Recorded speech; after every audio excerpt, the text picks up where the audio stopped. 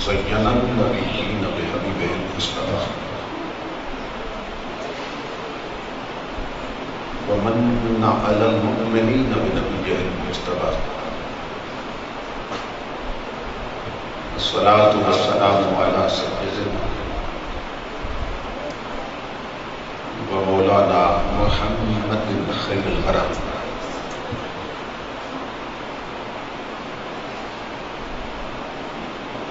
وعلى آله وأصحابه المتأدبين بالتقوى أما بعد فأعوذ بالله السميع العليم من الشيطان اللعين الرجيم بسم الله الرحمن الرحيم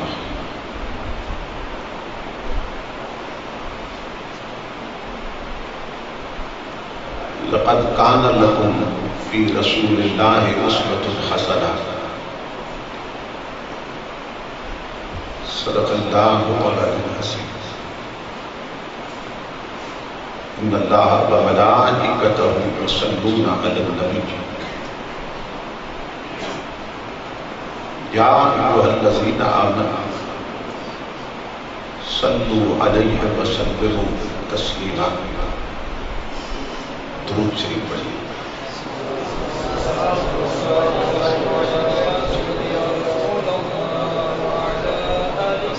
لائق سب احترام شیخ طریقت سرمایہ ملت یادگار اسلاف محترم المقام حضرت قبلہ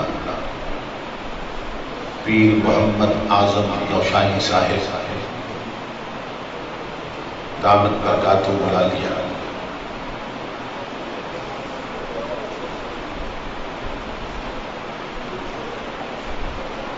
خطیب اسلام حضرت علامہ محمد رحیم نقشبندی صاحب دامت برکاتہ العالیہ،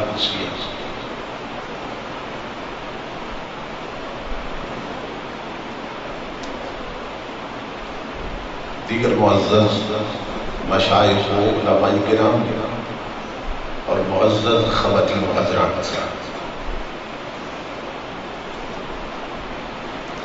اللہ رب العزت کا لاکھ لاکھ شکر ہے کہ جس نے اپنی توفیق خاص سے آپ کو اور مجھے آج کی اس عظیم الشان کثیر البرکات اور عظیم المقاصد تربیتی روحانی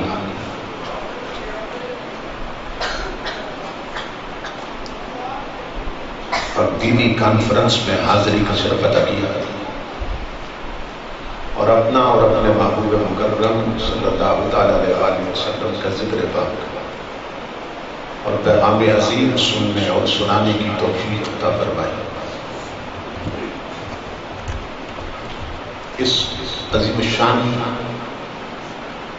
پروگرام کے انعقاد پر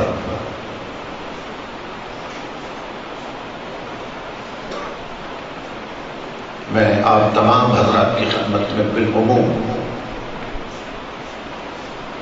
اور مجاہد اسلام برادر عزیز جناب واجد افتخار صاحب اور محترم سہیل افتخار صاحب اور محترم ماجد افتخار صاحب اور محترم کاظم افتخار صاحب اور اس کے جملہ افراد خانہ کی خدمت میں بالخصوص دل کی اچھا گہرائیوں سے ہدیہ تبریک و تعظیم پیش کرتا ہوں کہ جنہوں نے شادی کے مبارک موقع پہ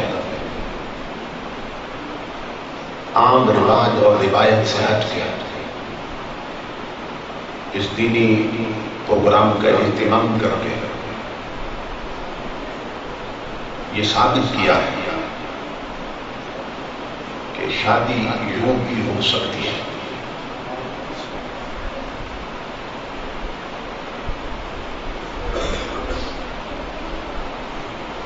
فتنوں کے اس دور میں اور دینی غفلت کے اس دور میں اور بے حسی کے اس دور میں شادی کے موقع پہ اس طرح کی دینی مجلس کا قیام کہ اللہ رب العزت کی خاص توفیق کے بغیر ممکن نہیں ہے۔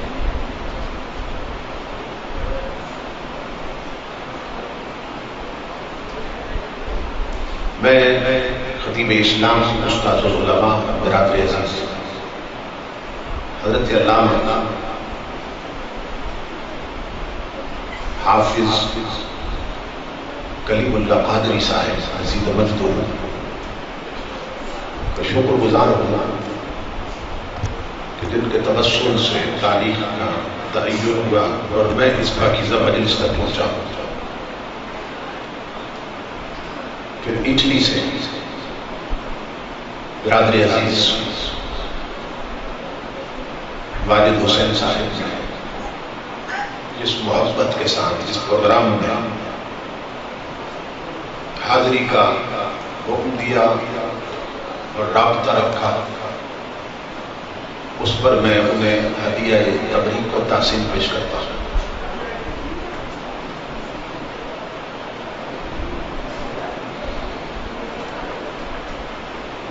خوش بخت ہوتے ہیں وہ والدین کہ جنہیں اللہ رب العزت ایسی اولاد عطا کرتا ہے کہ جو ان کے اس دنیا سے چلے جانے کے بعد بھی ان کی بخشش کے لیے اور ان کے درجات کی بلندی کے لیے ایسے عظیم دینی پروگراموں کا انعقاد کرتے ہیں۔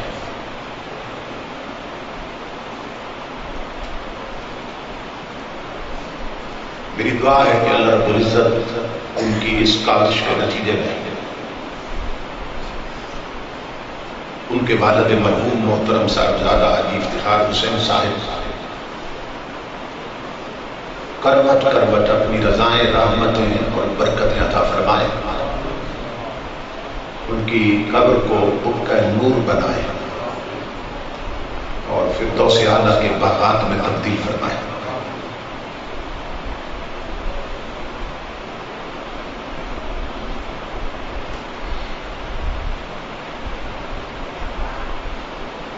انسان کی زندگی میں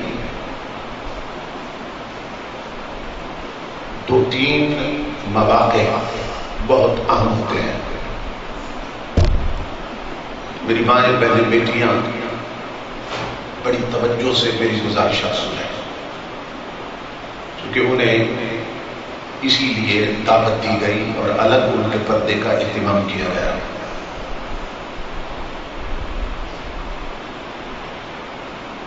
آج کا یہ جو دور ہے اس میں مسلمانوں میں اتنا بگاڑ پیدا ہو گیا اور دین کے حوالے سے اتنی بے حسی پیدا ہو گئی کہ صورتحال یہ ہو چکی ہے کہ لوگ اپنی شادیوں کو اس طرح منعقد کرتے ہیں کہ جس نے انہیں یہ نعمت عطا کی ہے اسی خدا کو ناراض کر بیٹھتے ہیں۔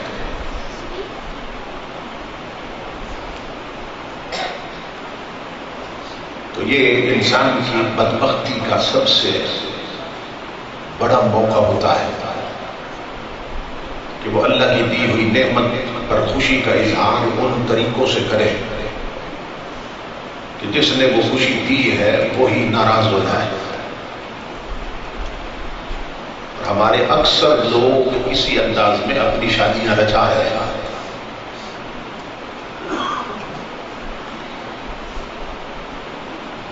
ایک انسان کی پیدائش کا موقع، یہ بھی خوشی کا موقع ہوتا ہے جب کسی گھر میں اولاد ہوتی ہے، اور دوسرا موقع کہ جب وہ اولاد جوان ہو کے شادی کے قابل بنتی ہے، اور تیسرا وفات کا موقع، جب گھر میں کوئی فوت ہوتا ہے. تو یہ تین بہت بڑے مواقع ہوتے ہیں: پیدائش کا موقع، شادی کا موقع اور وفات کا موقع.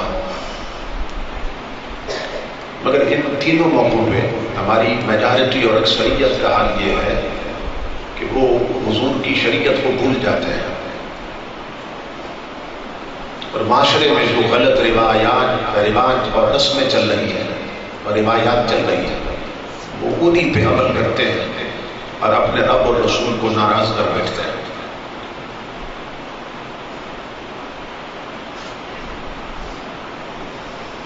بہادر شاہ ظفر بادشاہ گزرا ہے، اگر اس نے بات فقیروں والی کی ہے. وہ کہتا ہے ظفر آدمی اس کو نہ جانیے گا ہو وہ کتنا ہی صاحب فہم و ذکا. وہ کہتا ہے میری نظر میں مومن ہونا تو دور کی بات، وہ انسان بھی نہیں. کون ظفر آدمی اس کو نہ جانیے گا ہو وہ کتنا ہی صاحب فہم و ذکا، جسے عیش میں یاد خدا نہ رہی، جسے تیش میں خوف خدا نہ رہا. کہ وہ انسان بھی نہیں ہے. مسلمان کیا ہوگا کہ جسے خوشیوں میں خدا بھول گیا اور جسے خوشیوں میں رسول بھول گیا اور رسول کی شریعت بھول گئی، وہ تو انسان بھی نہیں ہے، انسان بھی نہیں. اور آج ہماری میجارٹی اور اکثریت کا یہی حال ہے کہ خوشی کے موقع پہ اللہ اور اس کے رسول کو بھول جاتے ہیں،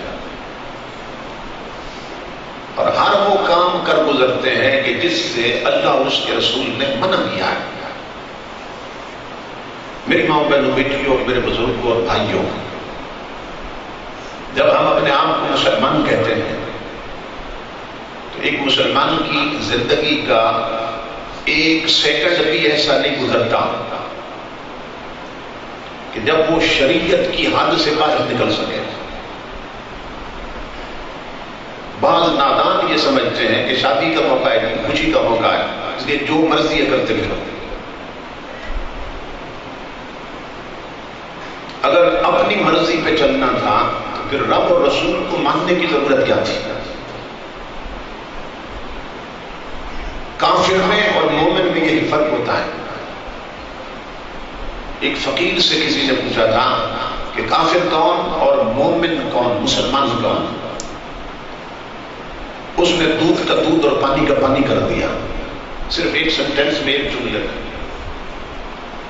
اس نے کہا کافر وہ ہوتا ہے جو اپنی مرضی کا مالک ہوتا ہے. اس غور سے سنیں، اور یہی ایک بات اگر میرے خطاب کی آپ کو یاد رہ گئی تو میں سمجھوں گا میرا خطاب ٹھکانے لگا.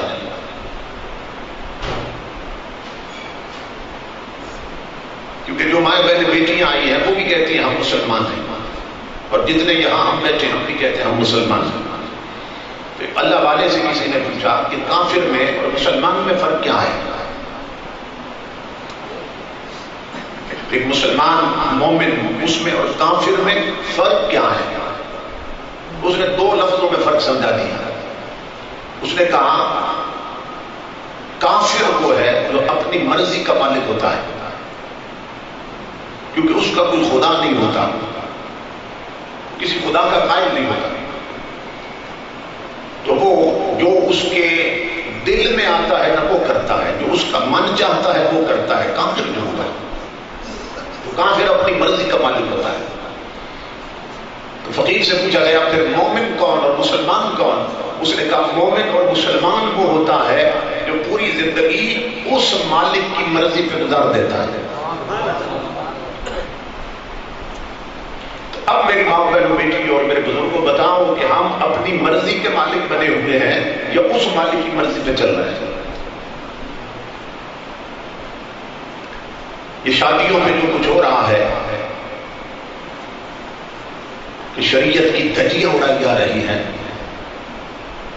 تو یہ اپنی مرضی پہ چل رہے ہیں یا اپنی اپنے مالک کی مرضی پہ چل رہے ہیں. یہ لمحہ فکریہ ہے. قرآن پاک کی جو آیت میں نے تلاوت کی اس میں اللہ رب العزت نے فرمایا لقد کان لکم فی رسول اللہ اسوۃ حسنہ. اے میرے محبوب کے امتیوں تمہارے لیے سب سے بہتر نمونہ میرے محبوب کی زندگی میں ہے. سب سے بہتر نمونہ حضور کی زندگی میں ہے. ہم نے اس آیت کو بھی محدود کر دیا. ہمارے اکثر لوگ یہ سمجھتے ہیں کہ حضور کی زندگی ہمارے لیے سب سے بہتر نمونہ ہے مگر نماز پڑھنے میں نمونہ ہے یا صرف روزہ رکھنے میں نمونہ ہے یا فقط حج کرنے میں نمونہ ہے. کہ اللہ رب العزت نے ان عملوں میں سے کسی ایک عمل کا ساتھ ذکر نہیں کیا کہ محبوب کی زندگی صرف تمہارے لیے نماز پڑھنے میں سب سے بہتر نمونہ ہے یا صرف روزہ رکھنے میں سب سے بہتر نمونہ ہے یا صرف حج کرنے میں سب سے بہتر نمونہ ہے. کسی عمل کا اللہ نے ذکر نہیں کیا. تو اس آیت کا مطلب یہ ہے کہ زندگی کے ہر کام میں میرے رسول کی زندگی تمہارے لیے سب سے بہتر نمونہ ہے. کوئی زندگی کا کام کرنا ہو تو رسول کی زندگی تمہارے لیے سب سے بہتر نمونہ ہے. کیا مطلب؟ نمازیں ایسے پڑھو جیسے حضور پڑھتے تھے, روزے ایسے رکھو جیسے تمہارے نبی رکھتے تھے, حج ایسے کرو جیسے حضور کرتے تھے, زکات ایسے دو جیسے حضور دلوانا چاہتے تھے, اپنی شادیوں کے رسم و رواج وہ رکھو جو حضور رکھنا چاہتے تھے, اپنی بہو بیٹیوں کا لباس وہ رکھو جو رسول رکھوانا چاہتے تھے, اپنی اولاد کو وہ تعلیم دو جو نبی دلوانا چاہتے تھے, اپنے گھر کا وہ ماحول بنواؤ جو رسول بنانا چاہتے تھے, اپنی عدالتوں میں وہ نمائندے بٹھاؤ جیسے رسول چاہتے تھے, اپنی اسمبلیوں میں وہ نمائندے پہنچاؤ جیسے رسول چاہتے تھے, اپنے تخت پر وہ حکمران لاؤ جیسے رسول چاہتے تھے, اپنی بہو بیٹیوں کو ایسا پردہ کرواؤ جیسے رسول چاہتے تھے. کیونکہ زندگی کے ہر موڑ پر ہر عمل میں رسول کی زندگی تمہارے لیے سب سے بہتر نمونہ ہے. لیکن ہمارا حال کیا ہے کہ ہم شادی ایسے کرتے ہیں جیسے دل چاہتا ہے, ویسے نہیں کرتے جیسے رب رسول چاہتا ہے. ہم زندگی کے معاملات اس طرح نبھاتے ہیں کہ جیسے ہمارا من چاہتا ہے, ایسے نہیں نبھاتے جیسے رب رسول چاہتا ہے. تو یہ بدبختی کا وقت ہوتا ہے کہ انسان خوشی کے موقع پہ خوشی کا اظہار ایسے کرے کہ جس رب نے خوشی دی وہی ناراض ہو جائے.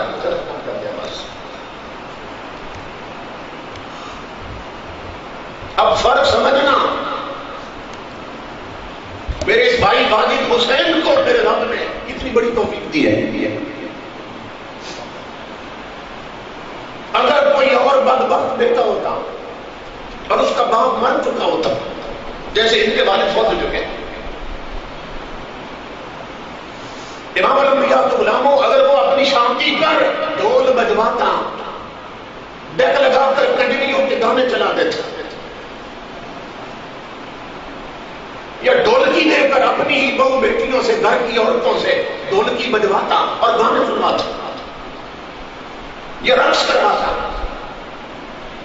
یا اپنی مائیں بہنیں بیٹیاں بنا سوار کر غیر محرم لوگوں کو بلا کر ویڈیو اور فوٹو بنواتا, تو یہ امام الانبیاء کے غلاموں, وہ بدبخت بیٹا تو دنیا میں خوشی منا رہا ہوتا مگر اس کے باپ کو قبر میں عذاب ہو رہا ہوتا, اس کا باپ قبر میں پریشان ہو رہا ہوتا. یہ خوش بخت بیٹا ہے کہ جس نے خوشی پر تاجدار کائنات کے ذکر کی مجلس رکھ کر اللہ کی عزت کی قسم صرف دنیا میں خود خوشی نہیں منائی, آج قبر میں اپنے باپ کو بھی خوش کر دیا. یہ سمجھ نہیں پاتا. کئی ایسے نا انجان بھی ہیں, بدبخت بیٹے بھی ہیں, اور ایسی ناخلف اولاد بھی ہے کہ جن کی ماں مر چکی, باپ مر چکا, اور شادیوں پہ کنجریوں نچوا رہے ہیں, طوائفوں کے گانے چلا رہے ہیں, اور ڈھولکیاں بجا رہے ہیں, اور ہر کام مصطفیٰ کی شریعت کے خلاف کر رہے ہیں, اور ان کے ماں باپ قبروں میں تڑپ رہے ہیں کہ کاش تم ہمارے گھر پیدا نہ ہوئے ہوتے. اس سنت کی ادائیگی کے موقع پر بھی تم نے رب رسول کی لعنتیں کمائی. میری ماں بہنوں بیٹیوں, بہت سی عورتیں بھی ایسی ہیں جاہل بد نصیب کہ جب گھر کا کوئی جوان کہتا ہے نا تو میں نے شادی پہ ڈھول نہیں بجانے, میں نے ڈیک نہیں چلانا, میں نے ڈھولکی نہیں بجنے دینی, یا میں نے غیر محرم لوگوں سے ویڈیو اور فوٹو نہیں بنوانے, میں نے درس قرآن رکھنا ہے, میں نے درس حدیث رکھنا ہے, میں نے حضور کے دین کی مجلس قائم کرنی ہے. تو بہت سے رشتہ دار, کئیوں کے ماموں, کئیوں کے چچا, کئیوں کی مامیاں, کئیوں کی پھپھو, کئیوں کی خالائیں, وہ بد نصیب گانا اٹھتی ہیں. یہ پھر شادی نہ ہوئی ہے تو ماتم ہو گیا.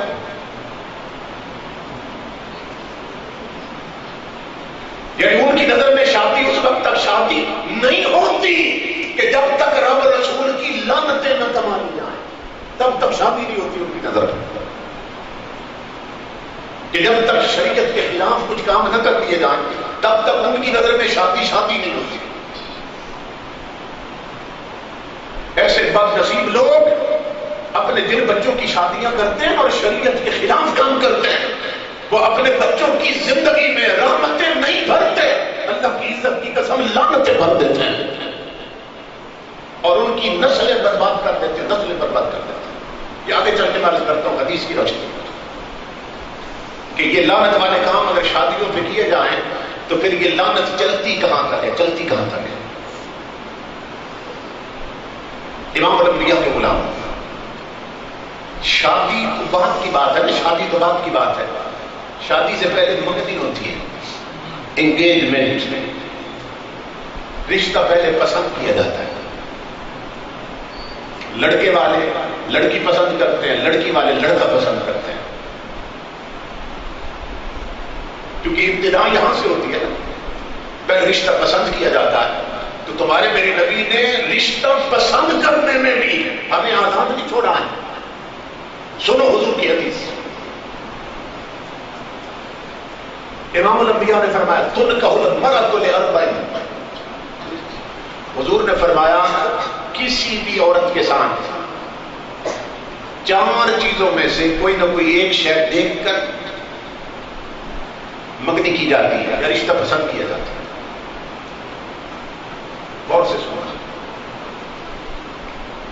جب بھی آپ کو رشتہ پسند کرتے ہیں, یعنی لڑکی والے اگر لڑکا بھی پسند کرتے ہیں یا لڑکے والے لڑکی پسند کرتے ہیں, تو امام الانبیاء کی حدیث کی روشنی میں 4 چیزوں میں سے کوئی نہ کوئی ایک شے ضرور دیکھتے ہیں. یہ حضور فرما رہے ہیں. نمبر 1, امام الانبیاء نے فرمایا لحسبہا ولمالہا ولجمالہا ولدینہا. امام الانبیاء فرماتے ہیں کچھ ایسے لوگ ہیں جو اونچا خاندان دیکھتے ہیں تو رشتہ قبول کر لیتے ہیں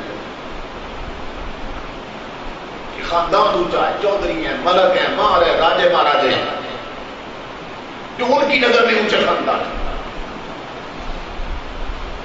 خاندان اونچا دیکھا تو رشتہ پسند کر لیا, بٹ اونچے خاندان سے رشتہ تعلق جڑ جائے گا. امام الانبیاء فرماتے ہیں لحسبہا. نمبر 2, ولمالہا, یا رشتہ پسند کرتے ہیں دولت دیکھ کر کہ دولت مند ہے, لڑکی جہیز بہت لائے, زیور بہت پہنے, پیسے والے لوگ ہیں. آقا فرماتے ہیں یا پھر دولت دیکھ کر رشتہ پسند کر لیتے. ولے جمالہا, امام الانبیاء فرماتے ہیں یا پھر حسن دیکھتے ہیں اور رشتہ پسند کر لیتے ہیں کہ لڑکی حسین ہے, خوبصورت ہے, یا لڑکا حسین ہے اس لیے پسند آ گیا. اور چوتھی چیز تمہارے میرے نبی فرماتے ہیں ولدینہا, یا میرے کھڑے اور سچے امتی کچھ ایسے بھی ہیں جو اس گھر میں صرف نبی کا دین دیکھتے ہیں کہ جہاں رشتہ کر رہے ہیں اس گھر میں رسول کا دین ہے کہ نہیں، شریعت ہے کہ نہیں، اس گھر میں شرم و حیا ہے کہ نہیں ہے، اس گھر کے لوگ نمازی ہیں کہ نہیں ہے، بچی شرم و حیا والی ہے یا بے حیا ہے، بچی مصلی پہ بیٹھنے والی ہے یا میک اپ کر کے بازار میں ننگے منہ پھرنے والی ہے، بچی مصطفیٰ کا قرآن سنتی ہے یا ڈیک پر اور ٹی وی پہ بیٹھ کے گانے سنتی ہے۔ امام الانبیاء نے فرمایا میرے کچھ امتی ایسے ہیں جو دین دیکھتے ہیں، شریعت دیکھتے ہیں کہ بچی دیندار ہے، بچی شریف ہے، نیک گھرانہ ہے۔ آقا فرماتے ہیں کچھ یہ چوتھی چیز دیکھتے ہیں، دین دیکھتے ہیں، کچھ اونچا خاندان دیکھتے ہیں، کچھ حسن دیکھتے ہیں، کچھ دولت دیکھتے ہیں اور کچھ دین دیکھتے ہیں۔ یہ چار چیزیں بیان کرنے کے بعد اب میرے نبی ہمیں کیا مشورہ دے رہے ہیں، آگے سنیے۔ اس پر ذرا غور کرنا جو میں بات کرنے لگا ہوں۔ حضور آگے مشورہ بھی دے رہے ہیں اور حکمت دے رہے ہیں، مشورہ یعنی حکم دے رہے ہیں اور مشورہ بھی دے رہے ہیں۔ دیکھو نا، آپ سے اگر کہیں شادی کی ہے، کوئی آپ سے پوچھے بھائی یہ شادی کس کے مشورے سے کی تھی، آپ کہہ سکتے ہیں میرے دادا جی نے مجھے کہا تھا یہاں رشتہ کر دو، اچھے لوگ تھے تو میرے دادا جان کا مشورہ تھا۔ کوئی کہتا ہے کہ میرے ماموں نے کہا تھا، ان کا مشورہ تھا کہ یہاں شادی کر دو، اچھے لوگ تھے۔ کچھ کہتے ہیں میری چچی کہتی تھی یہاں شادی کر لو، یہ اچھے لوگ ہیں۔ امام الانبیاء کے غلاموں، اس خوش بخت کا مقام کیا ہوگا جو یہ سینہ تان کے کہہ سکے مجھے میرے نبی نے کہا تھا یہاں رشتہ کر لو، مجھے میرے نبی نے مشورہ دیا تھا، اسے چن لو، اسے پسند کرنا۔ تو جو نبی کے مشورے کا رشتہ پسند کرے اس کا مقام کیا ہوگا؟ امام الانبیاء مشورہ دے رہے ہیں۔ آقا نے فرمایا فاظفر بذات الدین، فرمایا میری امتیوں صرف اونچا خاندان نہ دیکھتے رہنا، صرف دولت نہ دیکھتے رہنا، صرف حسن نہ دیکھتے رہنا، فرمایا اگر دیندار لوگ مل جائیں تو پھر ان کا رشتہ کبھی نہ چھوڑنا۔ اگر تم نے میری دین اور شریعت کو دیکھ کر رشتہ پسند کر لیا اور قبول کر لیا تو تمہارا یہ جہان بھی سنورے گا، تمہارا وہ جہان بھی سنور جائے گا۔ تو رشتہ پسند کرنے میں بھی حضور فرما رہے ہیں کہ دین والے لوگ تلاش کرنا، دیندار لوگ تلاش کرنا۔ اب یہ جوان بھائی ہیں واجد حسین صاحب، اٹلی میں رہتے ہیں، تو یہ سوچ سکتے تھے کہ میں شادی پر ڈھول بجاؤں، گانے چلاؤں اور میوزک بجے اور رانگ باجے ہوں، یہ سوچ سکتے تھے، مگر اس بھائی کو میرے رب نے کیا توفیق دی؟ یہ توفیق دی، یہ توفیق دی۔ اور یہ سنیے حضور کی حدیث پاک ہے، امام الانبیاء فرماتے ہیں ان اللہ یبرس فی ھذا الدین غرسا یستعملهم فی طاعتہ۔ امام الانبیاء فرماتے ہیں ماحول جتنا بھی بگڑ جائے مگر میری امت کے گلشن میں، میری امت کے گلشن میں میرا رب ایسے درخت اور پودے ضرور اگاتا رہے گا کہ جن سے میرے دین کی بہار قائم رہے گی۔ تو یہ واجد حسین کا پودا میرے رب نے گلشن اسلام میں اگایا، 15 صدیوں پہلے حضور فرماتا ہے کہ میرے دین میں اللہ ایسے پودے اگاتا رہے گا جس کی وجہ سے دین کی بہار قائم رہے گی۔ ورنہ اور کئی جوان ہیں، یورپ سے آتے ہیں، اٹلی سے آتے ہیں، آگے پیچھے سے آتے ہیں، کیونکہ پیسہ زیادہ ہوتا ہے تو پھر ہر وہ کام کرتے ہیں تو حضور کی شریعت کے خلاف، اور بدبخت صرف لعنتیں کما لیتے، صرف لعنتیں کما لیتے، اور پھر وہ نحوستیں اور پھر برکتی زندگی بھر چلتی رہتی ہے۔ امام الانبیاء کی غلامت، آقا نے حکم دیا کہ سب سے پہلے دین دیکھنا کہ وہاں دین ہے اس گھر میں کہ نہیں۔ عرب کا ایک شاعر، جیسے ہمارے ہاں علامہ اقبال ہے،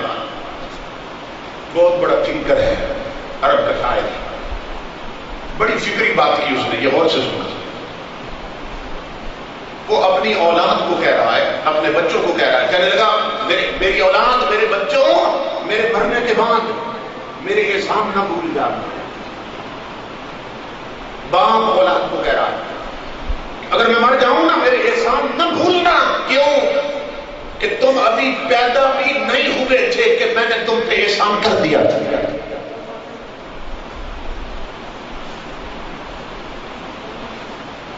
اولاد حیران ہو کے پوچھنے لگی ابا جی جب کوئی ہوتا ہے تو اس پہ احسان ہوتا ہے، اور آپ عجیب بات کر رہے ہیں کہ ہم ابھی پیدا بھی نہیں ہوئے تھے کہ آپ نے ہم پہ احسان کر دیا تھا۔ تو وہ کون سا احسان کہ ہم پیدا بھی نہیں ہوئے اور ہم نے کر دیا؟ یہ غور سے سننا۔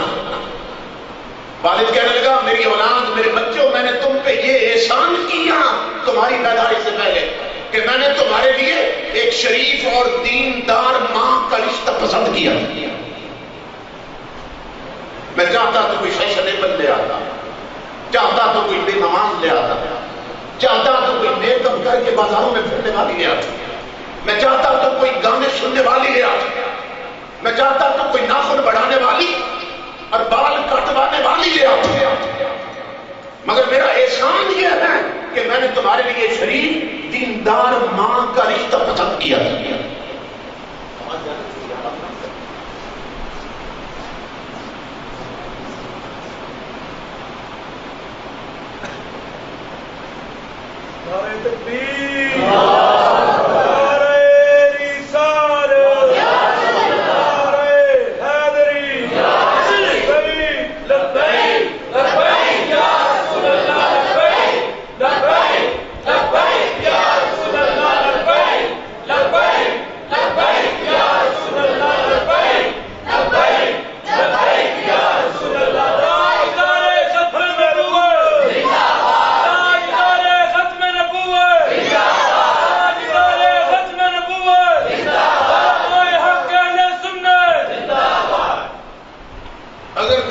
ماں کے رشتے پسند کیے جائیں پھر پتہ کیا ہوتا ہے؟ سنیں غور سے، سیدنا فاروق اعظم کا زمانہ تھا۔ کون فاروق اعظم ہے؟ جو مراد رسول بھی ہیں اور داماد بطول بھی۔ حضرت عمر کون؟ کہ جن کے گھر میں حضرت علی المرتضیٰ اور حضرت فاطمہ زہرا کی سگی بیٹی ہے۔ فاروق اعظم حضرت فاطمہ زہرا کی بیٹی کے خامد ہیں، علی المرتضیٰ کی سگی بیٹی کے خامد ہیں فاروق اعظم۔ کون فاروق اعظم کے جن کے بارے میں سر ولیم مور لکھتا، انگریز لکھتا ہے، جن کے بارے میں کہتا ہے مسلمانوں if there was a second Umar in this world, Islam overcome all over the world. کہتا ہے مسلمانوں اگر تمہیں ایک عمر اور نصیب ہو جاتا تو پوری دنیا سے کفر کا خاتمہ ہو جاتا۔ یہ فاروق اعظم آپ کا انداز یہ تھا کہ آپ 25 لاکھ مربع میل کے حکمران تھے، 25 لاکھ مربع میل کے حکمران تھے، اور خود مدینہ کی گلیوں میں رات کو پہرا دیتے تھے۔ دنیا سوتی ہے، فاروق اعظم جاگ کر پہرا دیتے ہیں۔ ایسے حکمران ہوتے، ایسے حکمران تھے۔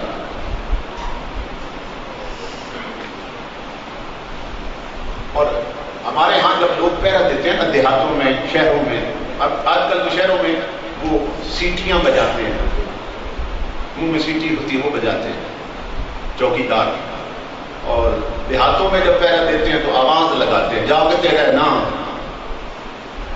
ہر علاقے کے اپنے اپنے انداز ہیں۔ تو فاروق اعظم بھی آواز لگایا کرتے تھے، اور معلوم ہے کیا آواز لگاتے تھے؟ سننا غور سے، پہرا دیتے ہیں اور آواز کیا دیتے ہیں؟ یا اہل المدینہ حاسبوا قبل ان تحاسبوا، اور مدینے والوں گھر کے مسلح ویران پڑے، اٹھو اپنی تکڑیاں خود لگا کر حساب کر لو اس سے پہلے کہ وہ تکڑی لگائے۔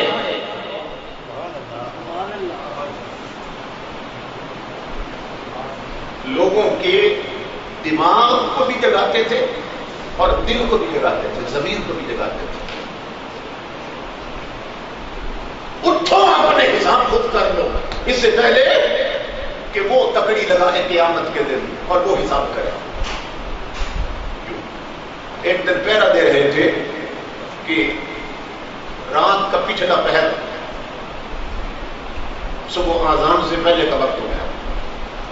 ایک گھر کے قریب سے گزرے تو اندر سے آواز آ رہی تھی. ایک ماں بیٹی کو کہہ رہی ہے بیٹی صبح ہونے والی ہے اور دودھ لینے والے پہنچنے والے ہوں گے. گوالے تھے نا، دودھ بیچتے تھے. ایسا کرو کہ دودھ میں پانی ملا دو. ماں کہہ رہی ہے. فاروق اعظم وہاں رک گئے کہ بیٹی اب کیا کہتی ہے. بیٹی کہنے لگی اماں فاروق اعظم اپنی ہر تقریر میں کہتے ہیں کہ امام الانبیاء کا فرمان ہے من غش فلیس منا، کہ جو ملاوٹ کرے بدبخت اس کا میری امت سے کوئی تعلق نہیں ہے. اما فاروق اعظم حضور کی حدیث سناتے ہیں، وہ منع کرتے ہیں کہ ملاوٹ بند کرو اور آپ کہہ رہی ہیں کہ دودھ میں پانی ملا دے. فاروق اعظم سن رہے ہیں، ماں بیٹی کو کہہ رہی ہے، کہتی ہے فاروق اس وقت کوئی یہاں کھڑا ہے، کوئی یہاں موجود ہے؟ وہ تو گھر میں سو رہا ہوگا. جو میں کہہ رہی ہوں وہ کرو.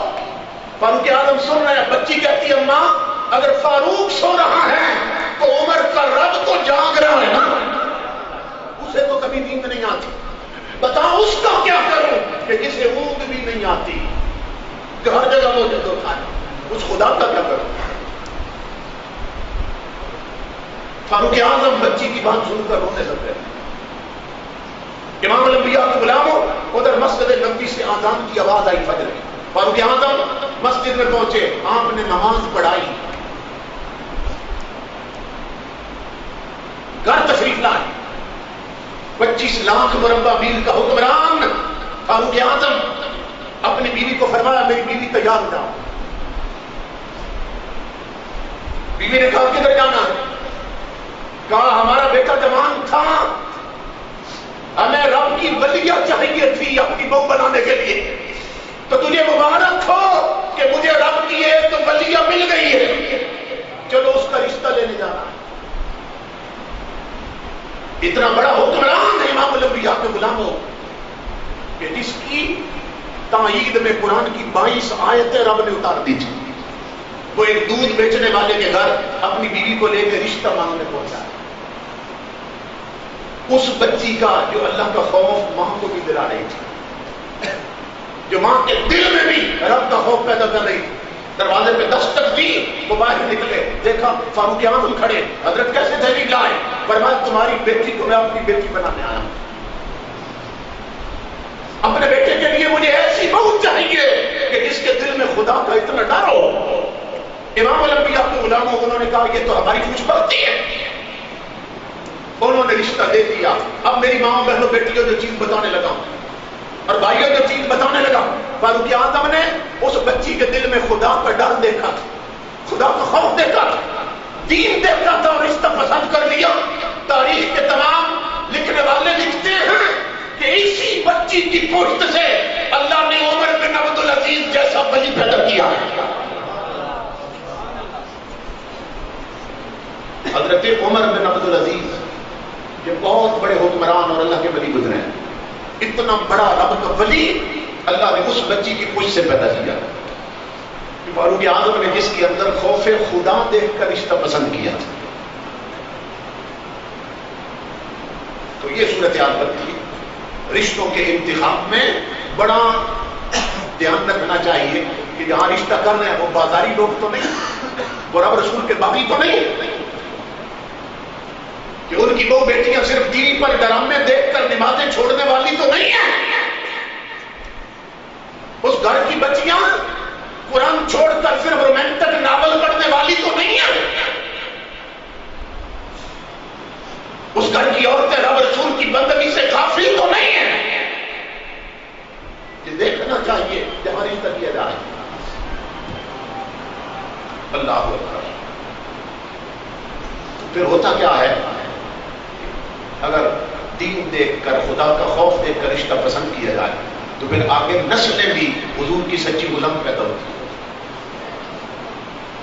اور اگر فیشن دیکھ کر رشتہ پسند کیا جائے، اس گھر میں صرف دولت ہے، دین نہیں ہے، شریعت نہیں ہے، شرم اور حیا نہیں ہے، جیسے آج کل پڑھے لکھے نا ایسے ہی رشتے پسند کرتے ہیں. بچہ جب پڑھ لکھ کے افسر بن جاتا ہے تو پھر وہیں سے کوئی پسند کر لیتا ہے بازاری قسم کی عورت، جس کے بال کٹے ہیں، جس کا آدھا جسم ننگا ہے، جو ساڑی پہنتی ہے، جو ٹائٹ لباس پہنتی ہے. وہ جب شہر والی بے حیا ان غریبوں کے گھر میں آتی ہے نا، دیہات میں جہاں ابھی کچھ شرم اور حیا اور غیرت ہے، تو وہ آگ لگا دیتی ہے کہ یہ گھر بھی جل جاتا ہے. اللہ، اس لیے میرے آقا نے فرمایا میری امتیوں سب سے پہلی بات یہ ہے جب رشتہ پسند کرو تو میرا دین دیکھنا اس گھر میں شریعت ہے کہ نہیں، یہ ضروری. اس کے بعد امام الانبیاء کے غلاموں پھر شادی ہوتی ہے. اچھا، اس میں عجیب بات یہ کی ہے کہ جس گھر میں شادی ہوتی ہے وہ پہلے تاریخ طے کرتے ہیں کس تاریخ کو شادی ہوتی ہے. پھر گھر کے افراد بیٹھ جاتے ہیں اور کہتے ہیں کہ ہاں کس کس کو دعوت دینی ہے، کتنے بندے ہوں گے جو بارات میں آئیں گے، پھر کتنے ولیمے پہ آئیں گے. تو کاغذ قلم لے کر ان کے نام لکھ کر پوری لسٹ تیار کرتے ہیں. ایسا ہوتا ہے کہ نہیں ہوتا؟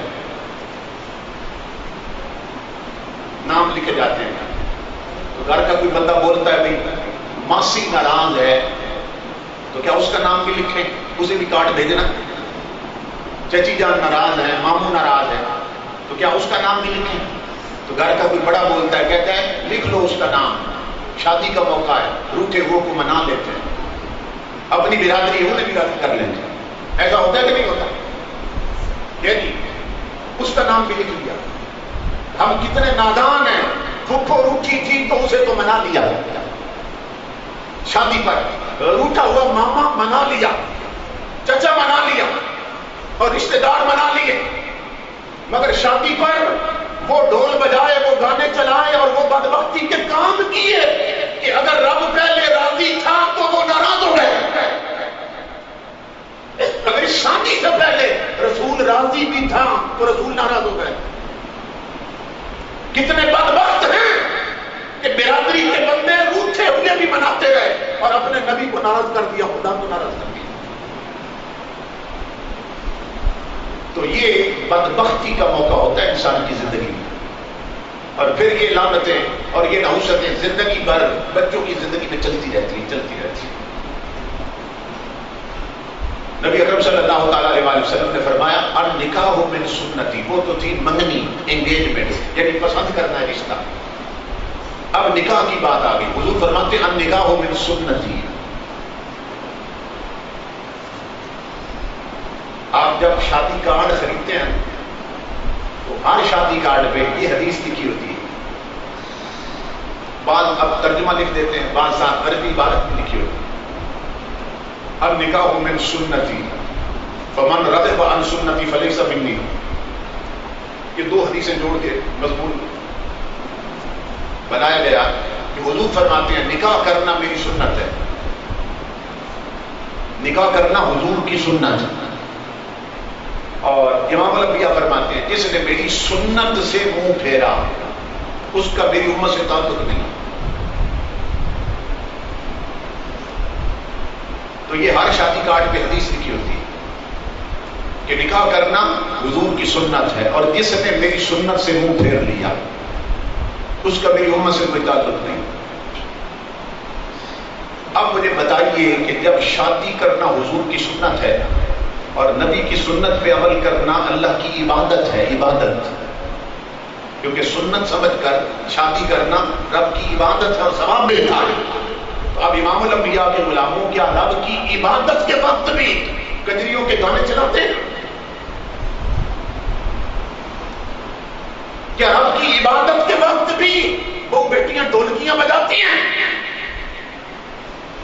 کیا رب کی عبادت کے وقت بھی ایسے کام کیے جاتے ہیں کہ رب رسول کی لعنتیں تمہیں جائیں؟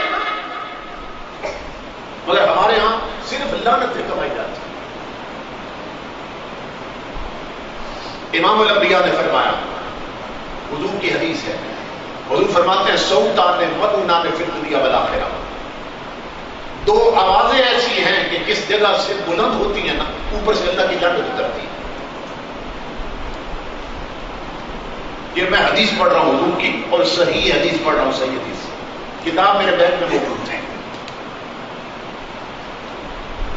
اسے غور سے سنیں، ماں بہنیں بیٹیاں بھی سنیں. امام الانبیاء فرماتے ہیں دو آوازیں میرے رب کو اتنی ناپسند ہیں کہ جس جگہ سے بلند ہوتی ہیں نا اوپر سے اللہ کی لعنت اترتی ہے. نمبر 1 مزمار عند نغمۃ ورنۃ عند مصیبت، دو چیزیں حضور نے بیان کی، دو آوازیں. نمبر 1 جس گھر میں خوشی کا موقع ہو اس گھر میں گانے چلیں، گیت چلیں، نغمے چلیں، میوزک بنے، راگ باجے، ڈھول ڈمکوں کی آواز آئے. امام الانبیاء فرماتے ہیں اوپر سے اللہ کی لعنت اترتی ہے. گھر میں منگنی کا موقع ہو، بچے کا عقیقہ ہو، بچے کا ولیمہ ہو، کوئی بھی خوشی کا موقع ہو اور اس گھر میں گانے چلیں، ڈھول ڈمکے اور راگ باجے بجیں، اوپر سے اللہ کی لعنت اترتی ہے. نمبر 1. اور نمبر 2 امام الانبیاء نے فرمایا ورنۃ عند مصیبت، اور جس گھر میں کوئی فوت ہو جائے اور جب اونچی آواز میں لوگ بین کرتے ہیں جسے وین کرنا کہتے ہیں، اوپر سے اللہ کی لعنت اترتی ہے. کسی کی وفات پر بے اختیار آنکھوں میں جو آنسو آتے ہیں، رونا آتا ہے، اس پر شریعت نے پابندی نہیں لگائی، وہ جائز ہے. جو بے اختیار رونا آتا ہے پابندی لگائی ہے زبان پر کہ عورتیں اونچی آواز میں چیخیں اور بین کریں اور نوحے پڑھیں، اس پر لعنت اترتی ہے. کیوں؟ اس لیے کہ عورت کی آواز کا بھی پردہ ہوتا ہے. جس طرح عورت کے جسم کا پردہ ہوتا ہے، چہرے کا پردہ ہوتا ہے، اسی طرح عورت کی آواز کا بھی پردہ ہے شریعت میں. اب مجھے بتائیں کہ کیا مسجد میں عورت آذان دے سکتی ہے مردوں کی طرح؟ تو مسجد میں اگر عورت آذان دے گی تو وہی لفظ کہے گی جو مرد کہتا ہے، اللہ اکبر اللہ اکبر اشہد ان لا الہ الا اللہ اشہد ان محمد رسول اللہ، یہی پڑھے گی نا. مگر شریعت نے اجازت کیوں نہیں دی؟ حالانکہ اللہ کا نام بلند کرنا ہے اور اللہ کے گھر میں اذان دینی، مگر شریعت نبی نے اجازت نہیں دی. کیوں؟ فرمایا اس لیے کہ عورت کی آواز کا بھی پردہ ہے شریعت میں. میری ماں بہنوں بیٹیوں سوچو کہ جو شریعت عورت کو اونچی آواز میں رب کا نام نہیں لینے دیتی، وہ ڈھولکی کی تھاپ پہ گانے کی اجازت دے سکتی ہے کہ فلمی گیت گائیں اور گانے گائیں؟ تو امام الانبیاء فرماتے ہیں جس گھر میں ڈھولک بجے اور گانوں کی آواز اٹھے اور راگ اور باجے اور میوزک کی آواز اٹھے، اوپر سے لعنت اترتی ہے. اب دیکھ لیں ہمارے معاشرے میں، برادریوں میں کئی بدبخت ایسے ہیں، شادی ابھی مہینہ بعد ہونی ہے یا 2 ہفتے بعد ہونی ہے، ان کے بچے گھر میں ڈیک لگا دیتے ہیں اور صبح و شام طوائفوں کے گانے چلتے ہیں، گلوکاروں کے گانے چلتے ہیں، مغنیات کے گانے چلتے ہیں، اور شادی کا دن آنے تک کروڑوں لعنتیں وہ لوگ کما لیتے ہیں اور انہیں معلوم ہی نہیں ہوتا کہ قرآن کیا کہتا ہے، حدیث کیا کہتی ہے. امام الانبیاء نے فرمایا من جلس الی قینۃ یسمع منها صب فی اذنہ الآن یوم القیامہ.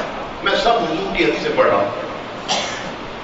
میرے آقا نے فرمایا جس نے کسی گانے والی کا گانا سنا، اسے غور سے سنو، ٹریکٹروں پر کجریوں کے گانے چلانے والوں اور سزوکیوں اور رکشوں میں کجریوں کی کشتیں چلانے والوں اور بسوں اور ٹرکوں میں کجریوں کے گانے چلانے والوں اور ہوٹلوں پر کجریوں کے گانے چلانے والوں اور شادیوں پر طوائفوں کے گیت سننے والوں، امام الانبیاء فرماتے ہیں جس بدبخت امتی نے کسی گانے والی کا گانا سنا، من جلس الی قینۃ یسمع منها، اس کے اڈے پہ جا کے سنا یا اسے اپنے گھر بلا کے سنا، اس کی سی ڈی خرید کر سنا یا نیٹ پر اس کا گانا سنا یا اپنے ٹچ موبائل میں گانا سنا، کیونکہ گناہ سننے پر ہے. امام الانبیاء فرماتے ہیں جس نے گانے والی کا گانا سنا قیامت کے دن اللہ رب العزت جہنم کی آگ میں سیسا پگھلا کر اس کے دونوں کان بھر دے گا. آج چند منٹوں کے چسکے کے لیے ہمارے لوگ اپنے آپ کو کتنے بڑے عذاب کا مستحق بنا رہے ہیں. اللہ امام الانبیاء کے غلاموں یہ ہے حضور کی وعیدیں، یہ ہے حضور کی وعیدیں. اتنا بڑا نقصان ہو جاتا ہے. نبی اکرم صلی اللہ تعالی علیہ وآلہ وسلم کے غلاموں جس عمل پر لعنت اترتی ہے نا، لعنت اترتی ہے. تو ہمارے لوگ لعنت تو بہت چھوٹا سا سمجھتے ہیں، کہتے ہیں یہ تو کوئی بات ہی نہیں ہے، لعنت ہوگی تو کیا ہوگا. اب میں حدیث قدسی سنانے لگا ہوں جو غوث اعظم منبر پہ بیان کرتے تھے. اللہ کا ایک فرمان، اللہ کا فرمان کہ جب لعنت اترتی ہے تو کہاں تک چلتی ہے.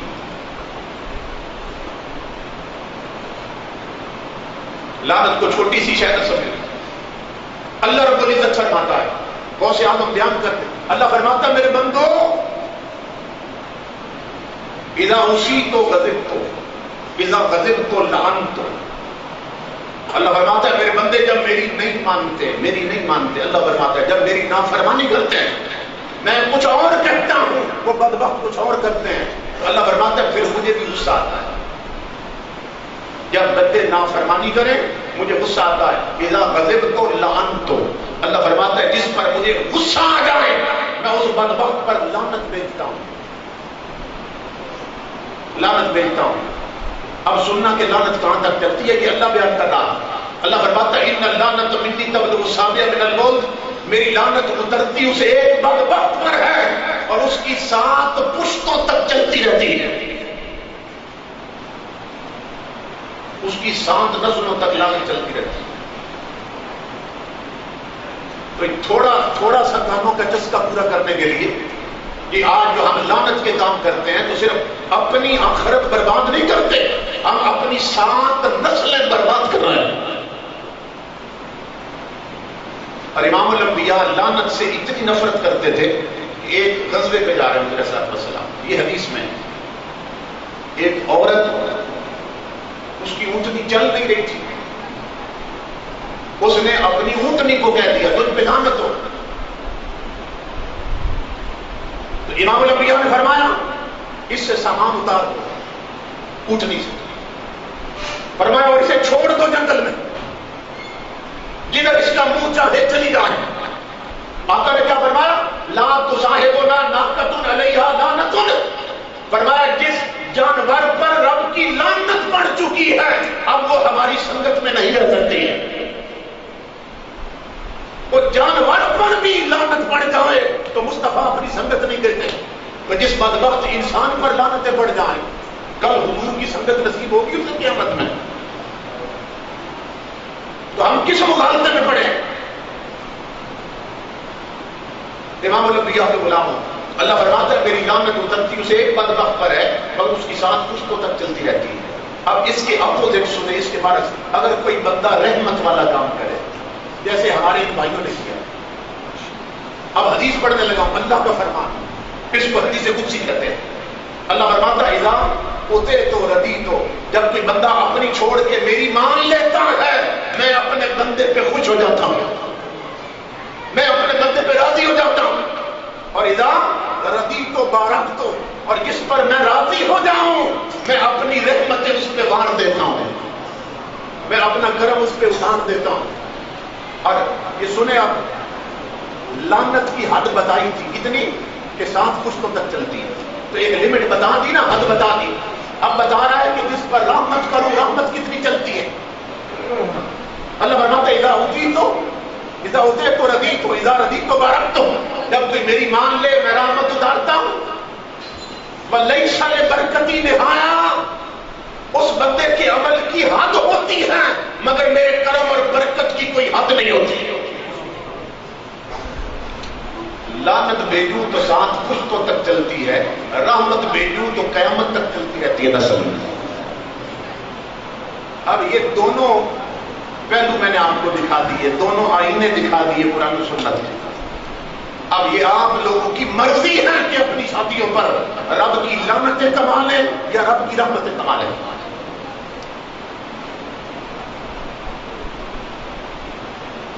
کیونکہ یہ ہو نہیں سکتا کہ کوئی شادی پر لعنت والا کام کرے اور پھر رحمت اترے، کیونکہ ممکن ہی نہیں. امام الانبیاء نے فرمایا کام رحمت والے کرو گے تو رحمت اترے گی، لعنت والے کرو گے تو لعنت اترے گی. امام الانبیاء کے غلام حضور صلی اللہ علیہ وسلم کے ایک جوان صحابی ہے، جوان صحابی ہے. وہ چونکہ حضور کی تربیت یافتہ تھے نا، حضور نے انہیں دین سمجھایا ہوا تھا، حضور کے سچے عاشق تھے. ہماری طرح نام نہاد مسلمان نہیں تھے، یعنی وہ حضور کو بھی مانتے تھے اور حضور کی بھی مانتے تھے. ہم جو ہے نا، ہم صرف نبی کو مانتے ہیں، نبی کی نہیں مانتے. ہم خدا کو مانتے ہیں، خدا کی نہیں مانتے. اب کتنی مائیں بہن بیٹیاں بیٹھی ہوں گی جو میرا خطاب سن رہی ہیں، سب سے پوچھو رب کو مانتی ہو تو کہیں گی مانتی ہوں، رسول کو مانتی ہو کہیں گی مانتی ہوں، مگر رب اور رسول کی نہیں مانتی، کی نہیں مانتی. اللہ اس کا رسول کہتے ہیں پردہ کرو، وہ نہیں کرتی. اللہ اس کا رسول کہتے ہیں کہ بن سور کر میک اپ کر کے بے پردہ گھر سے مت نکلو، وہ نکلتی ہیں. اللہ اس کا رسول کہتے ہیں ٹائٹ کپڑے مت پہنو، وہ پہنتی ہیں. اللہ اس کا رسول کہتے ہیں ایسا لباس مت پہنو کہ اتنا پتلا ہو کہ اندر سے جسم نظر آئے، مگر وہ پہنتی ہیں. اللہ اس کا رسول کہتے ہیں پورے بازو والے کرتے پہنو اور ڈھیلا ڈالا لباس پہنو اور ڈھیلی ڈالی شلواریں ہوں اور اوپر چادریں ہوں. قرآن میں اللہ فرماتا ہے وَلْيَضْرِبْنَ بِخُمُرِهِنَّ عَلَىٰ جُيُوبِهِنَّ. اللہ فرماتا ہے نبی کی امت کی عورتوں اپنے گھروں کے اندر بھی رہو تو اپنے سینوں اور چھاتیوں پر اپنے دوپٹوں کا پردہ کر کے رکھا کرو. اور قرآن کہتا ہے وَلَا يَضْرِبْنَ بِأَرْجُلِهِنَّ لِيُعْلَمَ مَا يُخْفِينَ مِنْ زِينَتِهِنَّ. اے نبی کی امت کی عورتوں جب گھر سے مجبوراً نکلو بازار میں، گلی میں، سڑک پر، تو چلتے ہوئے اپنا پاؤں بھی اس زور سے زمین پہ مت دھرو کہ تمہارے زیور اور چوڑیوں کی جھنکار بھی غیر محرم کے کاموں میں جائے. اور اپنی جان بھی ایسی مت بناؤ کہ تمہارا جسم جھلکے اور زینت کے پوشیدہ مقام ظاہر ہو جائیں. قرآن تو یہ کہتا ہے. مگر ہماری ملک بیٹیوں کا حال کیا ہے، عورتوں کا عام ملک میں حالات کیا بن چکے ہیں کہ عورت نے جانا بازار ہے اور میک اپ کر کے جا رہی ہے. اور کئی ایسے بے غیرت خامد بھی ہیں جو اپنی بیوی کو خود کہتے ہیں چلو تمہیں سوٹ لے کے دینا ہے، ذرا تیار ہو جاؤ، تیار ہو جاؤ. ایسے بے غیرت بھی ہیں جنہوں نے صرف انگریزی پڑھی ہے نا، قرآن نہیں پڑھا، حدیث نہیں پڑھی، شرم حیا اور غیرت مر چکی ہے. وہ کہتے ہیں بازار جانا ہے، بیوی کو بیگم تیار ہو جاؤ. اس بدبخت کو معلوم ہے کہ وہ کیسے تیار ہوتی ہے. اب وہ تیاری کر رہی ہے، کیا کر رہی ہے؟ سرخی لگا رہی ہے، سرما لگا رہی ہے، کریم اور پاؤڈر لگا رہی ہے، کنگھی کر رہی ہے. اس کی عقل اتنی ماری جا چکی ہے خامد کی، وہ یہ نہیں سوچ رہا بھائی بیوی تو میری تھی، سرما تو اس نے میرے لیے لگانا تھا، بننا سنورنا تو میرے لیے تھا، تو گھر میں میرے سامنے تو سرما بھی نہیں تھی اور ہاتھوں سے پیاز کی بو آ رہی تھی. اور اب میں نے کہا ہے بازار جانا ہے تو اب سرمے اور پاؤڈر لگا رہی ہے، اب منہ آپ دھو رہی ہے، تو بیوی میری ہو کر یہ میک اپ کر کے بازار میں کس کو دکھانے جا رہی ہے؟ کیا غیرت سے مر گئی؟ کیا عقل و خرد رخصت ہو گئی کہ جس کے لیے سنورنا ہے اس کے لیے گھر میں نہیں سنوری، غیروں کو سنور کے دکھانے جا رہی ہے؟ اور سنا میری ماں بیٹی ہو، میرا نبی فرماتا ہے، تمہارا نبی فرماتا ہے جن کا کلمہ پڑھتی ہو اور قبر میں اترنے ہی جس مدینے والے نے تشریف لانے میں اگر اس رسول نے نفرت سے منہ پھیر لیا تو قبر جہنم کا گڑھ بن جائے گی. وہ آقا کیا فرماتے ہیں؟ امام الانبیاء فرماتے ہیں لعن اللہ الناظر والمنظور الیہ. جو عورت بے پردہ گھر سے نکلتی ہے، امام الانبیاء فرماتے ہیں اس پر بھی لعنت ہوتی ہے اور جو اسے بار بار دیکھتے ہیں دیکھنے والوں پر بھی اللہ کی لعنت ہوتی ہے.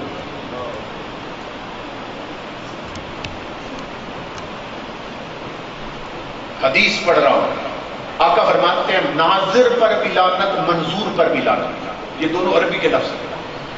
ناظر دیکھنے والے, جو اس بے پردہ کو دیکھ رہے ہیں بار بار, ٹانگے والا بھی دیکھ رہا ہے, ریڑے والا بھی دیکھ رہا ہے, سلوکی والا بھی دیکھ رہا ہے, رکشے والا بھی دیکھ رہا ہے, دکان والا بھی دیکھ رہا ہے, بازار کا ہر بندہ دیکھ رہا ہے کہ میک اپ کر کے یہ سب کو دکھاتی پھرتی ہے اور غلط نظریں اٹھ رہی ہیں. امام الانبیاء فرماتے ہیں کتنے بدبختوں نے بار بار دیکھا, دیکھنے والوں پر بھی لعنت, اور جو اپنا آپ دکھاتی پھرتی ہے اس پر بھی لعنت. اب اس حدیث کی روشنی میں دیکھیے کہ ہمارے بازاروں میں کتنی عورتیں ہیں جو اللہ رب العزت کی لعنتیں کما رہی ہوتی ہیں, لعنتیں کما رہی ہوتی ہیں, اور گھر پلٹ کے آتی ہیں تو لعنتوں کے پلندے لے آتی ہیں, اور پھر گھر والے کہتے ہیں پتہ نہیں کہ رزق کماتے ہیں, محنت کرتے ہیں, گھر میں برکت نہیں ہوتی. برکت کہاں سے؟ برکت رہنے دی اس نے. جو بدبخت بازار سے اتنی لعنتیں کما لائی اس نے گھر میں برکت رہنے دی ہے. یہ صورت یاد کریں. حضور صلی اللہ علیہ وسلم سے صحابہ نے پوچھا تھا حضور کے غلاموں نے, یا رسول اللہ اس زمین پر سب سے بری جگہ کون سی ہے؟ تو ہمارے نبی نے فرمایا تھا کہ سب سے بری جگہ بازار ہے. یہ حدیث سنانا. اور صحابہ نے پوچھا یا رسول اللہ اس زمین پر سب سے اچھی جگہ کون سی ہے؟ تو امام الانبیاء نے فرمایا سب سے اچھی جگہ مسجد ہے, خدا کا گھر. اب چاہیے یہ تھا کہ ہم اپنے نبی کے ساتھ ایسا تعلق جوڑتے اور اتنے پکے غلام بنتے ہوتے کہ ہمارے نبی نے کس جگہ کو برا فرما دیا وہ جگہ ویران ہونی چاہیے کہ وہاں کوئی نہ جاتا, کیونکہ آقا نے فرما دی بری جگہ. اور جو جگہ سب سے اچھی بتائی حضور نے وہاں تو دل دھرنے کو بھی جگہ نہیں ہونی چاہیے, وہاں تو پاؤں رکھنے کو بھی جگہ نہیں ہونی چاہیے. لیکن ہم نے پشت کر لی حضور کی شریعت کی طرف, اپنے نبی کے حکموں کی طرف پشت کر لی کہ جو سب سے بری جگہ ہے وہاں سب سے زیادہ رج ہے, اور جو سب سے اچھی جگہ ہے وہاں 5 وقت کی نمازوں کے وقت ایک صف بھی پوری نہیں ہوتی, ایک صف بھی پوری نہیں ہوتی. جوان کرکٹ میچ کے لیے جمعے چھوڑ رہے ہیں, گھروں میں ماں بہنیں بیٹیاں بد نصیب ٹی وی پر ڈرامے کی قسط نہیں چھوڑتی, رب کے سجدے چھوڑ دیتی ہیں. اور پورے پورے لوگ جو اب مر کر قبروں میں اترنے والے وہ تاش کے پتے اور حکے کے کش نہیں چھوڑتے, وہ بد نصیب نمازیں چھوڑ دیتے ہیں. اور پوچھو تو ہیں سارے مسلمان. جس جگہ کو حضور سب سے بری بتا کر گئے بازار, وہاں اتنا رش ہے آج کل تو لگتا ہے ایسا بازار بنے ہی عورتوں کے لیے. آدھے جسم ننگے ہیں, اور کئی بد نصیب ایسی ہیں کہ سر سے دوپٹے اترے تھے نا تو کم از کم گلے میں آ گئے, گلے میں رکھتی. اب اسلام آباد اور بڑے شہروں میں اب تو گلے میں بھی دوپٹے نہیں گئے, اب وہ ڈھیلے ڈھالے کرتے لباس ختم ہو گئے, اور عورتوں نے ڈھیلی ڈھالی شلواریں چھوڑ کر ٹائٹ پاجامے پہننے شروع کر دی. پہلے پورے بازو ہوتے تھے, بازو ختم کرتے کرتے بد نصیب عورتیں آدھے کاندھے ننگے کر دیے انہوں نے. پہلے بہن والے کرتے ہوتے تھے, یہ آج بھی پرانی دادیاں نانیاں دیکھیں اگر کسی کی زندہ ہے, کھلے کھلا لباس سے کھلے کھلے کرتے ہیں, اور پھر اوپر چادریں بڑی بڑی, اور بہن والے کرتے ہیں. لیکن ان بد نصیب عورتوں نے فلموں اور ڈراموں کی نقل کر کر کے گریبان اتنے کھلے کر دیے کہ چھاتیاں اور نیک لائنیں نظر آنے لگی. لباس اتنا ٹائٹ پہننا کہ جسم کا انگ انگ جوڑ جوڑ نظر آنے لگا. اور امام الانبیاء کی حدیث ہے, حضور فرماتے ہیں کہ نساء کاسیات عاریات ممیلات مائلات. حضور فرماتے ہیں میری امت میں ایک وقت آئے گا کہ کلمہ میرا پڑھے گی, امتی میری ہوگی, مگر بد نصیب عورتیں کپڑے پہن کر بھی ننگی پھر رہی ہوگی. یہ حدیث ہے حضور کی. اور آج وہ وقت ہم ہونے دیتے ہیں.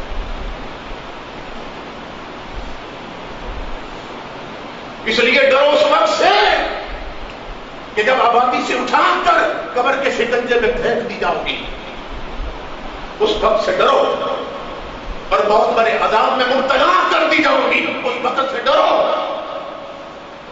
تمہارے میرے نبی جب معراج پر تشریف لے گئے، معراج پر، یہ پچھلا مہینہ معراج النبی کا، سنو غور سے، امام الانبیاء فرماتے ہیں کہ میرے رب نے معراج کی رات مجھے جنت بھی دکھائی، مجھے دوزخ بھی دکھائی۔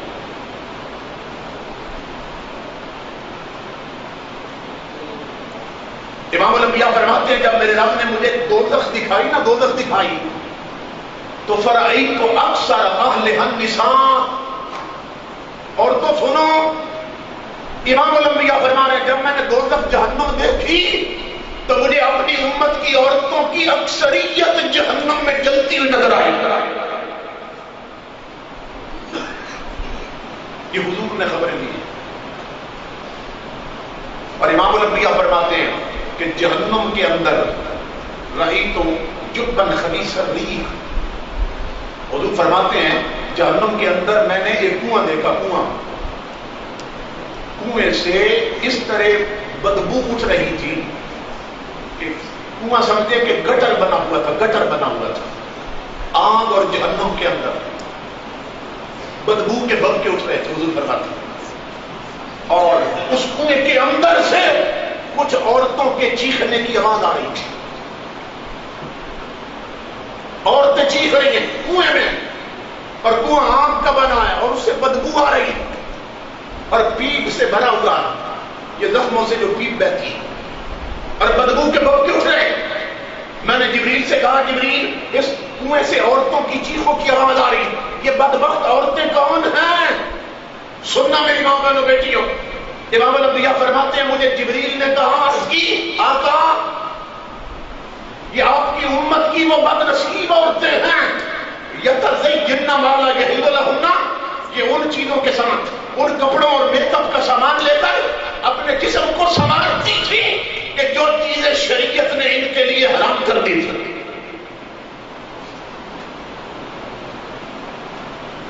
جیسا ٹائٹ لباس پہننا شریعت نے حرام کر دیا تھا، یہ ٹائٹ لباس پہنتی تھی، شریعت کا حکم تھا ایسا پورا لباس پہنو کہ جسم کا کوئی حصہ ننگا نظر نہ آئے، اور یہ ساڑیاں پہنتی تھی اور یہ پاجامے پہنتی تھی اور یہ شارٹ ڈریس پہنتی تھی کہ جہاں کتنے اونچے کے پیٹ بھی نظر آتے ہیں، بازو ختم کر لیے کہ کاندھے بھی ننگے نظر آتے ہیں، ننگے سر، ننگے بال، ننگے جسم نظر آ رہے ہیں، اور میک اپ کر کے بن سور کر غیر محرموں میں پھرتی تھی۔ امام الانبیاء فرماتے ہیں جبریل نے عرض کیا آقا یہ ان چیزوں سے اپنے آپ کو سنبھالتی تھی اور بنتی سنورتی تھی کہ جو شریعت نے حرام کر دی تھی ان کے لیے۔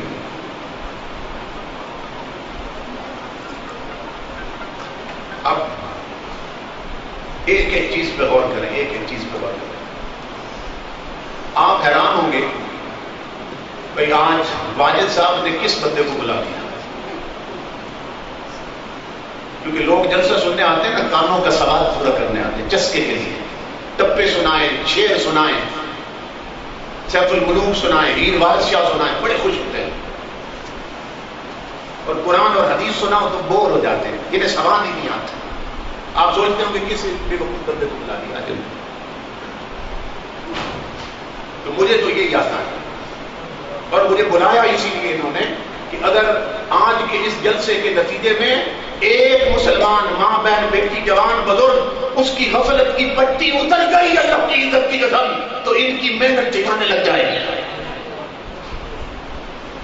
اور جو اس مجاہد نے کام کیا ہے یہ بھی سن لو کہ اس عمل پر اس نے کتنا ثواب کما لیا ہے۔ تمہارے میرے نبی فرماتے ہیں من تمسک بسنتی عند فساد امتی فلہ اجر 100 شہید، فرمایا فتنوں اور بے غفلت کے دور میں اور بے حسی کے دور میں جو سنتیں مٹ چکی ہوں، جو کام شریعت کے ساتھ ہو رہے ہیں، اگر میرا کوئی امتی اس کام کو رکھے، زندہ رکھے، اس کو جاری کرے تو امام الانبیاء فرماتے اسے 100 شہیدوں کی شہادت کا ثواب ملتا ہے۔ اللہ کی عزت کی قسم میرے اس بھائی نے آج شادی پر ذکر مصطفیٰ کی مجلس قائم کر کے 100 شہیدوں کی شہادت کا ثواب کما لیا۔ یہ تو 4 دن زندگی ہے، آنکھیں بند ہوں گی قیامت میں سب نے اکٹھے ہونا ہے، وہاں لگ پتا جائے گا کہ کیا کرتے رہے اور کیا کرنا چاہیے تھا۔ اس لیے غفلت کی پٹیاں اتار دو۔ نہ ہم موت سے بچ سکتے ہیں، نہ ہم قبروں سے بچ سکتے ہیں۔ تو جب موت اور قبر سے بچ نہیں سکتے تو پھر کیوں نہ اپنی قبریں سنواری جائیں؟ ایسے کام کیوں کیے جائیں کہ قبریں جہنم کا گڑھ بن جائیں؟ تو میں عرض کر رہا تھا، مختصر سنا رہا ہوں۔ حضور کے جوان صحابی تھے، تو شادی کی پہلی رات تھی جس کو سہاگ رات کہتے ہیں۔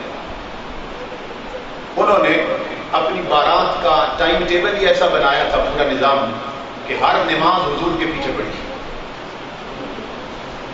آج ہمارے ہاں تو اچھے بھلے نمازی جو ہوتے ہیں شادی پر وہ بھی نماز چھوڑ دیتے ہیں، دلہن بھی نماز نہیں پڑھتی، دولہا بھی نماز نہیں پڑھتی شادی پر۔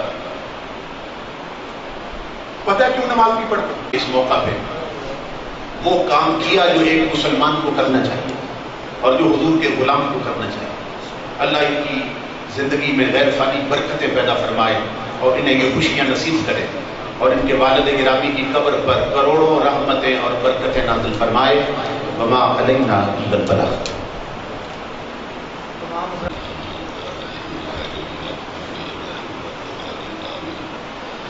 بسم اللہ الرحمن الرحیم۔ قل هو اللہ احد اللہ الصمد لم یلد ولم یولد ولم یکن له کفوا احد۔ بسم اللہ الرحمن الرحیم۔ قل هو اللہ احد اللہ الصمد لم یلد ولم یولد ولم یکن له کفوا احد۔ بسم اللہ الرحمن الرحیم۔ قل هو اللہ احد اللہ الصمد لم یلد ولم یولد ولم یکن له کفوا احد۔ ان اللہ وملائکته یصلون علی النبی یا ایھا الذین آمنوا صلوا علیہ وسلموا تسلیما۔ اللهم صل علی سیدنا محمد وعلی آل سیدنا محمد وعلی اصحاب سیدنا محمد وبارک وسلم وصلی علیہ۔ الصلاۃ والسلام علیک یا سیدی یا رسول اللہ، الصلاۃ والسلام علیک یا سیدی یا حبیب اللہ، الصلاۃ والسلام علیک یا سیدی یا نبی اللہ، الصلاۃ والسلام علیک یا سیدی یا نور اللہ، الصلاۃ والسلام علیک یا سیدی یا رحمت للعالمین، الصلاۃ والسلام علیک یا سیدی یا محمد رسول اللہ۔ سبحان ربک رب العزۃ عما یصفون وسلام علی المرسلین والحمد للہ رب العالمین۔ اللہ اکبر اللہ اکبر، لا الہ الا اللہ واللہ اکبر، اللہ اکبر وللہ الحمد۔ الحمد للہ رب العالمین والعاقبۃ للمتقین والصلاۃ والسلام علی رسول الکریم۔ میرے مولا کی خصوصی طور رات نصف پیدے میرے مولا کی جو کچھ پڑھے سنیا سنایا گیا، میرے مولا کی اتنی نعمتیں تمام ہے۔ خصوصی طور پر جو کچھ میرے ملت کیتا گیا سورۃ اخلاص میرے مولا خمشی کو کل ہو اللہ مدد پڑھ کے، یا اللہ جو میں کچھ کلام پاک پڑھی ہے نظر حقیقت دون پاک کی حضوری میں دوشی در جب میں پیجے میرے مولا کریم سب کچھ ہدیاتاً تحفاتاً تیری بارگاہ پیش کرنے مولا کریم اپنی بارگاہ قبول تے مقبول فرمائی۔ انہاں دا ثواب حضور اور نور حضرت محمد رسول اللہ صلی اللہ علیہ وآلہ وسلم بارگاہ پہنچائیں۔ آپ دے والدین کریمین شریفین دلوان ثواب پیش کرنے یا اللہ قبول تے مقبول فرمائیں۔ آپ دی آل اولاد ازواج مطہرہ تمام اہل بیت کرام دلوان ثواب پیش کرنے یا اللہ قبول تے مقبول فرمائیں۔ نبی حضور کریم دے وسیلہ جب تمام انبیاء تمام مرسلین تمام صحابہ کرام تمام اہل بیت کرام تمام ازواج مطہرہ تمام شہداء کربلا خلفاء ابراہیم تابعین تمام اولیاء رضوان اللہ تعالیٰ علیہم آج انہوں ثواب پیش کرنے یا اللہ قبول تے مقبول فرمائیں۔ پیرا نبیر وسیع متصغیر شیخ عبدالقادر جیلانی رحمۃ اللہ علیہ آج انہوں ثواب پیش کرنے یا اللہ قبول تے فرمائیں۔ سلسلہ قادریہ نقشبندیہ سہروردیہ چشتیہ نشمتی اولیاء اعظام بزرگان دین اس درست اختمات کرنے سب تروان ثواب پیش کرنے یا اللہ قبول تے مقبول فرمائیں۔ میرے مولا کریم اس مسجد اس جگہ دے قریب ہوئی کیونکہ آپ مدفون نے شہادہ مدفون نے آپ سے کا مدفون نے نیک مومن مرد مومن عورتیں مدفون نے سب دلوان سواب ویش کرنے یا اللہ قبول دے مقبول فرمائیں مولا کریم ایسے نیک مومن مرد محمد عورتیں کے پیچھے کوئی وارث نہیں میرے مولا کریم خصوصی طور سے دلوان سواب ویش کرنے یا اللہ قبول دے فرمائیں ان نے کو لوگا جسے بگن نے کروا ہے میرے مولا کریم سب سب دی تازگی اپنی بار قبول دے فرمائیں کہ اللہ خصوصی طور سے اس محفل کا ثواب اجر میرے مولا کریم ساڈے مرحوم مغفور بھائی نیاب افتخار صاحب ضرور پیش کرنے یا اللہ قبول دے مقبول فرمائیں اے میرے مولا کریم ان جو اولاد دے رحم فرمائیں یا اللہ اس محفل میں جتنے لوگ شامل ہیں میرے مولا کے سب دے خار دے رحم فرمائیں سب دی خطاواں معاف فرمائیں اے میرے مولا کریم سب دے کماں دے وچ خصوصی طور تے برتن شامل فرمائیں یا اللہ جتنے بچیاں دے والدین اس درس تو کرنی سب دے ہاتھ رحم فرما کے یا اللہ ان دے قبول دے رحم فرمائیں ان دے قبر میں منور فرمائیں یا اللہ ساڈے بھائی نو خصوصی طور تے بچیاں دے والد صاحب دے قبر دے رحم فرمائیں اس قبر نو اس پاک کلام دی سن منور فرمائیں خصوصی طور تے قاری صاحب نے میرے مولا حدیثاں سنائیں میرے مولا کریم یا اللہ ان دا اجر بھی میرے مولا کریم ان کی قبر پیش کر کے ان قبر منور فرمائیں ان بچے دا مستقبل روشن فرمائیں میرے مولا کریم ان بچے دا ہر کام دی ہر معاملے اپنا فضل شان فرمائیں اے میرے مولا کریم تو رحمان ساڈے سب دے رحم فرمائیں تیری ذات غفور رحیم ساڈے سب دی خطاواں معاف فرمائیں سب دے صغیرہ کبیرہ گناہ معاف فرمائیں مولا کریم تو کریم ساڈے سب دے کرم فرمائیں اے میرے مولا کریم اس میں بچے معصوم بچے بیٹھے میرے مولا کریم ان دل وچ اپنی حبیب دی سچی محبت عطا فرمائیں سچا پکا مسلمان بنائی اے میرے مولا کریم پانچ وقت نماز کم کرنے توفیق عطا فرمائیں رکوع کرنے توفیق عطا فرمائیں قرآن پڑھنے تو عمل کرنے توفیق عطا فرمائیں یا اللہ اس میں جتنے لوگ بیٹھے میرے مولا کریم یا اللہ سن سب ان لوگوں میں شامل فرمائیں اے میرے مولا کریم دی رضا راضی سن اے میرے مولا کریم جڑے لوگ اس کار دے بیٹھ میرے مولا کریم توبہ کر دیں اور جن جو توبہ قبول فرمائے میرے مولا کریم سن انہوں نے چار فرمائی ان لوگوں میں سن بھی شامل فرمائے میرے مولا کریم اے میرے مولا کریم جہے لوگ اس رو کے تیری بار میں سب لوگ میرے مولا کریم اب اللہ کی معافی مانگ رہے اس وقت میرے مولا کریم انہوں نے بھی شامل فرمائے میرے مولا کریم ساڈے سب دے گناہ معاف فرمائے ساڈے والدین دے گناہ معاف فرمائے ساڈے اولاداں دے خاطر رحم فرمائے میرے مولا کریم اپنے پیارے حبیب دی امت دے خاطر رحم فرمائے اپنے پیارے حبیب دی امت دی اصلاح فرمائے ساڈے اس ملک پاکستان میرے ملک کا حفاظت فرمائے اے میرے ملک سن حکمران عطا فرمائیں اے میرے مولا دیندار حکمران عطا فرمائیں اے میرے مولا کی اتنی شرط پیدا کی میرے مولا کریم ہم افخار اس طرح شر کو قریب بنا مانگنے میرے مولا کریم یا اللہ تیری رضا دل خارے میرے مولا کریم جتنے معصوم بچے سے بیٹھے سب نے راضی ہو جائے انہوں نے سب کے میرے مولا کی سہل خانہ میں راضی ہو جائے میرے مولا کریم ساڈے سب دی خطاواں معاف فرما دیں ساڈے سگیرہ کبیرہ گناہ معاف فرما دیں مولا کریم اس وقت تیرے گھر دعا کرنے کے بعد تیری چوکھٹ دکھنے ہوگی لوگ میرے مولا کریم رو کے اپنے گناہوں میں معافی مانگ رہے ہیں کوئی آنا کھارے ناپکار کر رہے ہیں اور آسمان صدقی میرے مولا اس مسکین کی تمہارا دیوار کی خاطر نہ فرمائی مولا کریم رحم کریم تو رحمانی اس میں جتنے لوگ میرے سب دے رہے فرمائی سب نے خطاؤں معاف فرمائی جو کچھ میرے مولا کریم سے بیان کیا گیا ہے اے میرے مولا کریم تیری مدد کے خلاف میرے مولا کریم مسلمان کے میرے مولا قبول فرمانی میرے مولا کریم اس بچے کی شادی برقراری بنائی میاں میں بھی اتفاق نصیب فرمائی